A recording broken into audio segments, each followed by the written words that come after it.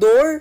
Yun. Lalagyan siya ng battery. So, lalagyan muna natin siya ng battery. Ang maganda nga kasi dito nga sa automatic door na to, kapag nga gusto nga lumabas nga ng mga sisiw ko, talagang kusa nga ito magbubukas. Tapos pag gusto nga nila pumasok, kusa rin ito magbubukas. Agad-agad ko na nga binigay nga kay Mang Ring itong automatic door na to para masukatan niya na nga dito nga sa magiging bagong kulungan nga nitong mga sisiw ko. Sinusukatan na nga lang ni Mang Ring kung paano niya nga ilalagay nga itong automatic door nga na binili natin online. At talaga naman sobrang excited na nga ako na makakabit nga itong automatic door na to, kasi gusto ko na nga makita yung mga sisiw ko na lalabas nga dito sa kulungan nila tapos papasok. At habang hindi pa nga dumarating nga yung pinabili ko nga ang battery, talagang tinitignan na ni Mang Ray kung paano nyo nga may kakabit nga itong automatic door. Hindi ko pa nga kasi nakikita kung paano nga aandar nga itong pinaka-automatic door, kaya nung dumating nga yung battery, talagang agad-agad ko na nga kinabit para makita na nga natin. Medyo kinakabahan pa nga ako kasi baka nga defective nga itong pinadala sa ating automatic door tapos hindi nga gumana. Isa-isa ko na nga ditong kinabit nga itong mga battery nga na pinabili ko para nga makita na nga natin